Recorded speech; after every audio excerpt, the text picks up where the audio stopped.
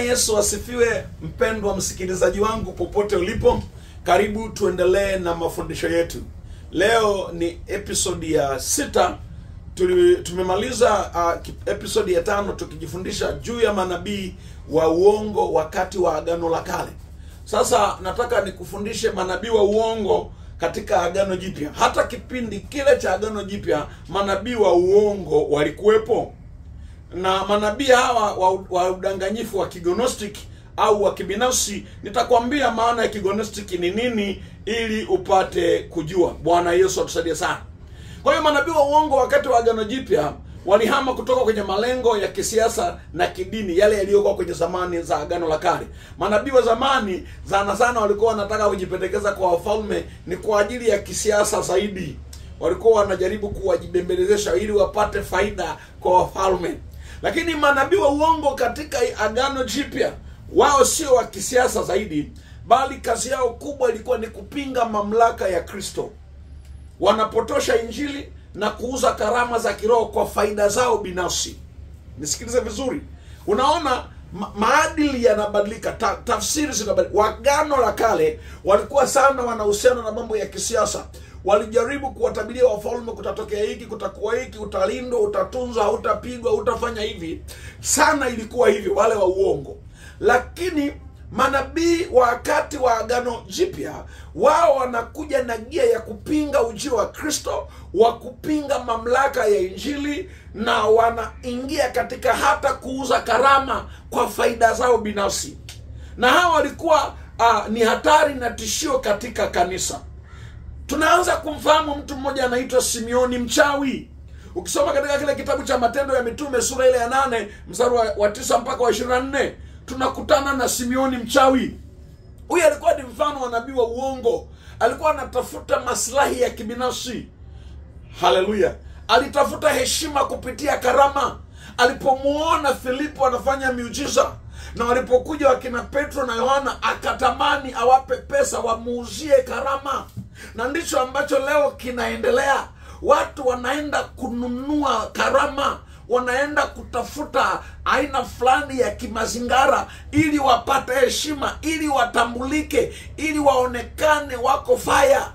Na wapo watu wengi hata leo, watumishi wa Mungu, wanatumia hiyo kanuni. Nakumbuka rafiki yangu mmoja mwaka 2005 akaniambia, wewe Kitue unajifanya unahubiri hapa, angalia una maskini tu.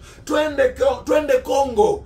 Kuna mzee mmoja huyo akikupa mafuta fulani, ukija utashangaa siku mbili tu kanisa limekuwa kubwa. Utakuwa ukinyosha mikono tu watu wanaanguka. Mimi nikamwambia, wewe kama unataka nenda, lakini mimi nitamhubiri Yesu peke yake, kwa maana aliyenitokea na kuniambia nifanye kazi yake alikuwa yeye peke yake. Bwana Yesu atusaidie sana. Kwa hiyo unaanza kuona hata sasa watu wanatoka kwenye ukweli, wanaenda kutafuta vitu visivyo sahihi kwa ajili ya faida binafsi na kutafuta heshima bandia ambazo sio halisi. Jina la Bwana Yesu libarikiwe sana. Haleluya, haleluya, haleluya. Kwa hiyo huyu Simeoni mchawi akataka kununua upako. Petro akamwambia, upotelee mbali na pesa yako. Jina la Bwana libarikiwe sana. Nabii mwingine katika Agano Jipya, wakati wa Agano Jipya, ni Elima mchawi, au kwa jina jingine alikuwa anaitwa Bayesu. Katika kile kitabu cha Matendo ya Mitume sura ya 13 ule mstari wa 6 mpaka wa 12, huyu Elima mchawi ama Bayesu alikuwa mfano wa nabii wa uongo mwenye udanganyifu wa Kikristo, akiipinga Injili. Wakati mtumishi wa Mungu Paulo amekwenda kule kwao, anamhubiria yule aliyekuwa mtawala wa eneo lile, huyo akawa anatumia uchawi wake kuhakikisha anapofusha akili za yule mtu asisikilize ujumbe wa Injili. Kazi ya nabii wa uongo ni kuipinga Injili ya kweli na kupandikiza Injili ya uongo katikati ya watu. Haleluya. Kwa hiyo Biblia inasema jitahadharini na manabii hawa ambao wanawajia wamevaa mavazi ya kondoo lakini ndani ni mbwa mwitu. Wapo watu wengi. Haleluya. Lakini kulikuwa kuna nabii mwingine ambaye amezungumzwa katika kitabu cha Ufunuo ile sura ya 2 mstari wa 20 mpaka wa 23. Anaitwa nabii mwanamke Yezebeli. Huyu alikuwa nabii mwanamke aliyefanya kazi katika kanisa kule Thiatira. akitumia jina la ishara ya Yezebeli kama malkia wa Yezebeli wa kale, akatambulika kwa ibada za Baali na uasherati, kuashiria ushawishi wa kifisadi. Alitokea naye akajiita hilo jina Yezebeli. Kama alivyofanya Yezebeli mke wa Ahabu, ndivyo naye alifanya. Anawarahisishia watu mambo, ili upate pesa unatakiwa uzini sijui mahali fulani, uzini na bikira, ufanye hivi na hivi. Ndivyo Yezebeli alivyokuwa anafanya. Na hata leo tunaanza kuona wapo watu wengi wanaambiwa vitu vya ajabu sana. Kama nilisikia kule Iringa, kuna nabii mmoja alimwambia kwamba Mkristo wake auwe mtoto wake ili apate pesa. Na haya yametrendi hapa Tanzania. Kuna mwingine aliambiwa alale na bikira kanisani. Kwa hiyo tunaanza kuona manabii wa uongo wanaingia mpaka kuleta uharibifu kanisani, kuchafua madhabahu za Mungu ndani ya makanisa. Biblia inatuonya tuwe na tahadhari nao hawa. Bwana Yesu atusaidie sana. Haleluya, haleluya, haleluya. Lakini tunawaona pia wapinga Kristo wengi. Katika waraka wa kwanza wa Yohana ile sura ya 4 mstari wa 1 mpaka wa 3, naomba nisome hapa. Bwana Yesu asifiwe sana. Waraka wa kwanza wa Yohana sura ile ya 4 mstari wa 1 mpaka wa 3 anasema maneno haya: wapenzi, msiamini kila roho, bali zijaribuni hizo roho kwamba zimetokana na Mungu, kwa sababu manabii wa uongo wengi watatokea duniani, na sasa wapo.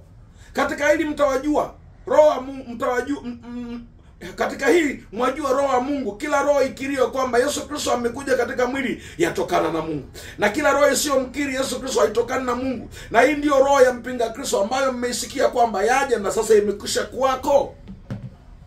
Haleluya. Kuna mambo yanayoendelea yanatia mpaka kichefuchefu. Yohana anatuonya kuna manabii wengine watakuja kwa jina la mpinga Kristo, watakuwa wanahubiri kupingana na mafundisho halisi ya Kristo. Watakuwa wanajaribu kuleta injili nyingine ambazo kiuhalisia sizo Mungu alizokusudia. Bwana Yesu asifiwe. Haleluya, haleluya, haleluya, haleluya. Kwa hiyo watu wa Mungu, nafikiri umekwisha kunielewa kidogo. Mungu akubariki sana kufahamu hii jambo, kwa sababu wewe ni mtu wa thamani sana. Na hawa niwekisema hawa manabii wa Agano Jipya walikuwa wanatembea kwa mfumo wa kignostic.